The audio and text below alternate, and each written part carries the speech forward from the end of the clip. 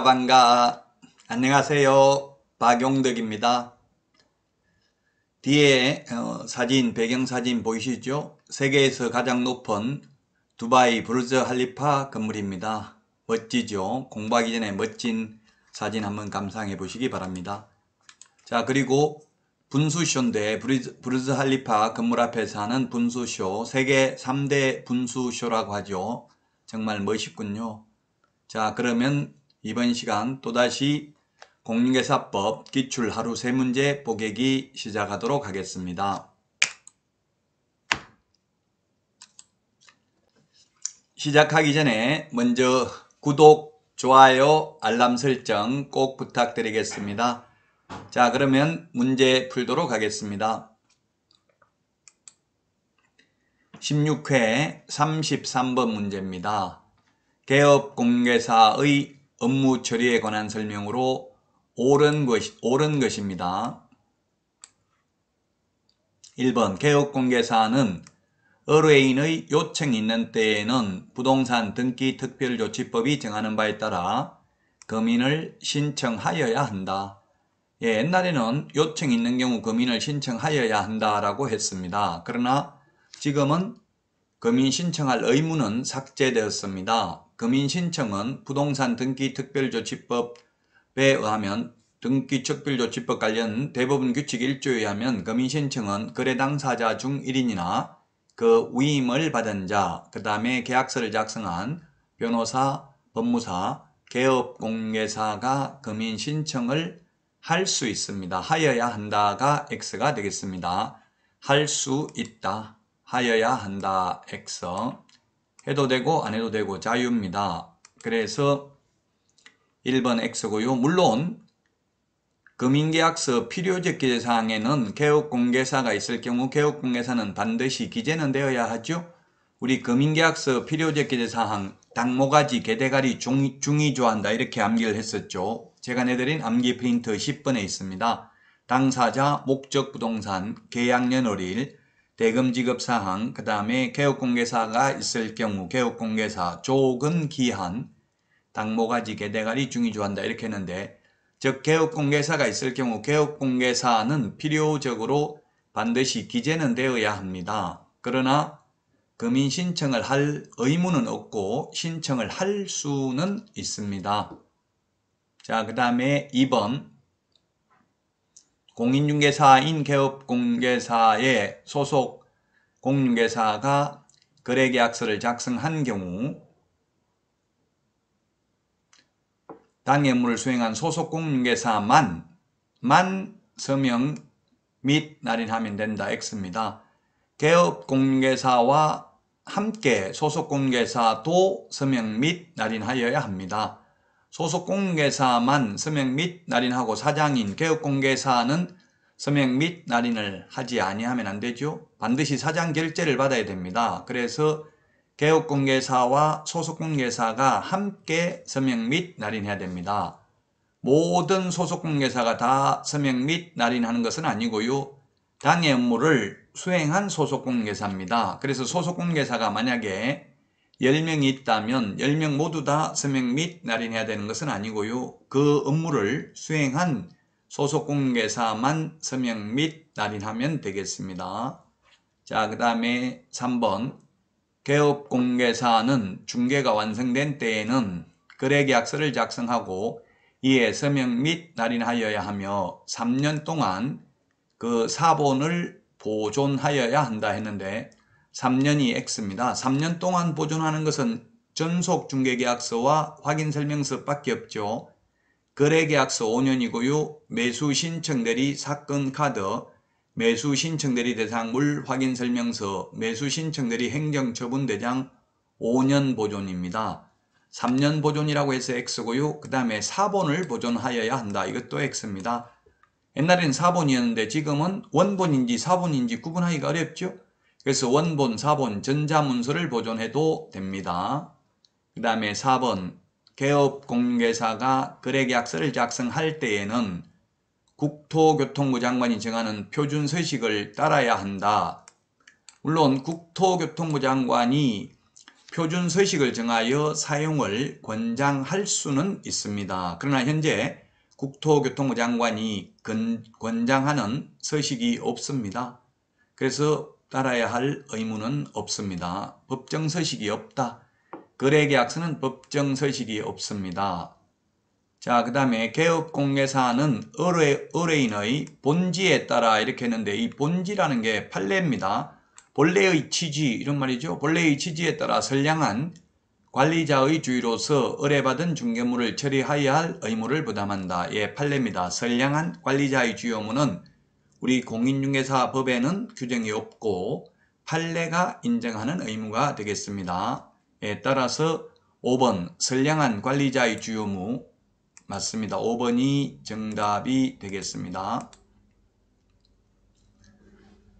자, 그래서 다시 한번 해설을 보면 1번 금인신청은 계약을 체결한 당사자 중 1인이나 그 위임을 받은 자, 계약서를 작성한 변호사, 법무사, 개업공개사가 신청할 수 있습니다.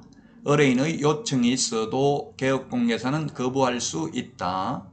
2번 개업공개사가 서명 및 날인하되 땅의 중개행위를 한 소속공개사가 있는 경우에는 소속공개사가 함께 서명 및 날인하여야 한다. 소속공개사가 가라고 되어 있지만 사실 소속공개사도 이런 도의 의미죠. 둘 다 해야 됩니다. 법조문에는 소속공개사가 이렇게 되어 있습니다. 3번 개업공개사는 중개가 완성된 때에는 거래계약서를 작성하고 이에 서명 및 날인하여야 하며 5년 동안 원본, 사본 또는 전자문서를 보존하여야 한다. 다만 거래계약서가 공인전자문서센터에 보관된 경우에는 즉 전자계약서를 작성하면 별도로 종이계약서를 출력하여 보존할 필요는 없습니다. 자, 그 다음에 4번은 국토교통부 장관이 표준서식을 정하여 그 사용을 권장할 수는 있지만 현재 권장하는 서식은 없습니다. 따라서 정답은 5번이 되겠습니다. 다음 문제 살펴보겠습니다. 공인중개사 법령상 옳은 것은 했네요. 1번 개업공개사로 등록한 자는 등록한 날부터 부동산 중개업협회 회원이 된다. 이 기출문제 당시는 부동산 중개업협회였습니다. 지금은 공인중개사협회죠. 옛날에는 중개업자라고 불렀잖아요. 그래서 중개업협회였는데 물론 지금은 공인중개사협회입니다. 정말 웃기는 것은 공인중개사는 공인중개사협회에 가입할 수 없습니다. 그래서 엄밀히 말하면 이게 공인중개사협회가 개업공인중개사협회입니다. 사실은 개업한 분들만 공인중개사협회에 가입할 수 있습니다. 장롱면허만 가지고 있는 분들, 자격증만 취득하고 개업하지 않는 분들은 협회 회원으로 가입할 수 없습니다. 지금 자격을 취득한 분들은 약 48만 명 정도 되죠. 그 중에서 개업을 한 분들은 11만 명 정도밖에 안 됩니다. 그래서 1번 틀렸고요. 자동으로 옛날에는 자동으로 회원이 되었는데 지금은 협회 가입해도 되고 가입 안 해도 되고 자유입니다. 그래서 옛날에 무조건 자동으로 회원이 될 때에는 회비를 100만 원 받기도 했는데 지금은 회비를 50만 원 정도 받고 있는데요. 예, 가입해도 되고 안 해도 됩니다. 자, 그 다음에 2번 협회는 개업공개사의 손해배상 책임을 보장하기 위하여 공제사업을 하여야 한다. 공제사업을 하여야 하는 게 아니라 할 수 있습니다. 하여야 한다 X입니다. 할 수 있다. 물론 공제사업을 하는 경우에는 하고자 하는 경우에는 국토교통부 장관의 승인을 받아야 되죠. 공제 운영규정을 제정하여 승인 받아야 됩니다. 3번 국토교통부 장관은 소속 공무원으로 하여금 분기별로 중개사무소에 출입하여 장부 서류 등을 조사해야 한다. 즉 옛날에는 정기검사가 있었습니다. 1년에 한 번씩 정기검사 제도가 있었는데 지금은 정기검사는 모두 폐지되고요. 필요한 경우에 특별히 잘못이 있는 경우에만 조사할 수 있습니다. 그 우리 암기 프린터 내드린 거 12번에 보면 감독상 명령 사유가 거래 동향 파악을 위해서 필요한 경우, 그 다음에 자격정지는 아니고요. 업무정지, 자격정지, 그 다음에 자격취소, 등록취소, 자격정지도 맞네요. 이 행정처분을 하기 위해서 필요한 경우, 그 다음에 이 법 위반 행위 확인을 위해서 필요한 경우에만 감독상 명령을 할 수 있는 거고요. 수시검사, 정기검사 모두 폐지됐습니다. 이제 특별한 잘못이 있는 경우에만 감독상 명령을 할 수 있다. 제가 내드린 프린터 12번에 까만별표 1번에 거래동량 파악, 2번에 행정처분 및 이 법 위반 행위 확인을 위해서 필요한 경우에만 감독상 명령을 할 수 있습니다. 따라서 3번 틀렸고 4번 협회는 공제규정을 변경한 때에도 국토부 장관의 승인을 얻어야 된다. 처음에 제정했을 때에도 승인을 받아야 되고요. 변경할 때에도 미리 승인을 받아야 됩니다. 승인은 사전 승인을 받아야 되죠. 그래서 4번이 정답이 되겠고요. 5번 개업공개사가 폐업 후 중개업 등록을 하는 경우 폐업기간과 관계없이 이게 틀렸네요. 실무교육은 유효기간이 1년입니다. 실무교육의 유효기간은 1년이다. 그래서 교육받고 1년 안에 개업을 안 하거나 또는 1년 안에 취직 안 하면 다시 교육을 받아야 되고요. 교육받고 개업을 했다가 또는 취직을 했다가 그만두고 1년 안에 다시 취직하거나 또는 다시 개업을 하는 경우에는 교육을 안 받아도 됩니다. 실무교육, 그 다음에 직무교육, 매수 신청들이 실무교육 유효기간은 1년이 되겠습니다. 따라서 정답은 4번이 되겠습니다.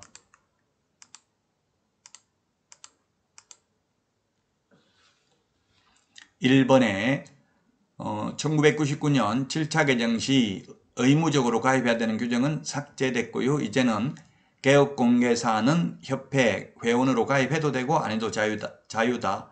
개업공개사만 가입할 수 있지 소속공개사나 또는 공인중개사는 가입할 수 없다는 점도 주의하시고요. 그 다음에 2번 공제사업은 하여야 하는 게 아니라 할 수 있다. 3번 정기검사와 수시검사 제도는 폐지되었다. 특별히 잘못이 있는 경우에만 거래동량 파악이나 행정처분 또는 이 법 위반 행위 확인을 위해서 필요한 경우에만 감독상 명령을 할 수 있다. 그 다음에 5번은 실무교육을 받고 1년이 넘으면 다시 받아야 되고요. 그 다음에 그만두고 1년이 넘었으면 다시 받아야 됩니다. 다시 개업하거나 취직하려면. 16회 35번 문제 보겠습니다. 이 문제는 시험에 자주 출제되는 파트는 아닙니다. 자, 공인중개사 법령상 중개의뢰인이 중개의뢰 내용을 명확하게 하기 위하여 필요한 경우 개업공개사에게 중개계약서 작성 요청 시 기재할 사항으로 틀린 것입니다. 물가 수준 이렇게 우리 암기를 했죠. 우리 암기 프린트 10번에 보면 물가 까만 별표 물가 수준 일반 중개계약서 이렇게 적어놨습니다. 물가 수준이 중개 대상 물의 위치 및 규모, 거래 예정 가격, 그 다음에 물가 수준 보수할 때 보수죠.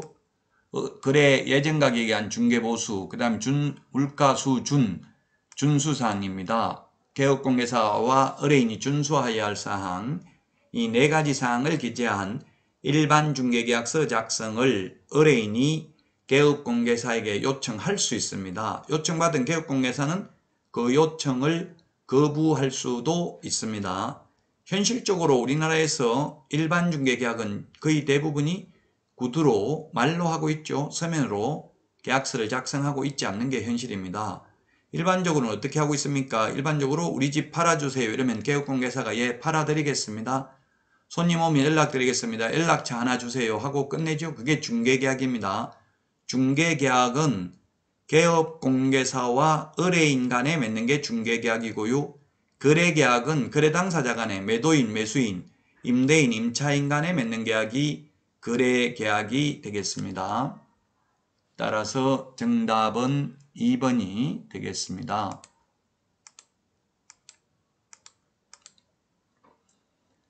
물가 수준이라고 했습니다. 중개대상 물의 위치 및 규모, 거래 예정 가격, 거래 예정 가격에서 정한 중개보수, 그 밖에 개업공개사와 중개의뢰인이 준수하여야 할 사항 4가지 사항을 기재한 일반 중개계약서 작성을 의뢰인이 개업공개사에게 요청할 수 있다.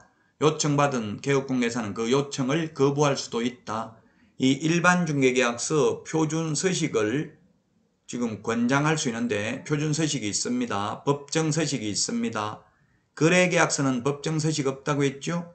그런데 일반 중개계약서, 전속 중개계약서는 법정 서식이 있다는 점도 유념을 하셔야 되겠습니다. 여러분 도움되셨나요? 도움되셨다면 구독, 좋아요, 알람 설정 꼭 부탁드리겠습니다. 즐거운 하루 되세요. 그러면 다음 시간에 찾아뵙겠습니다. 안녕히 계십시오. 안녕.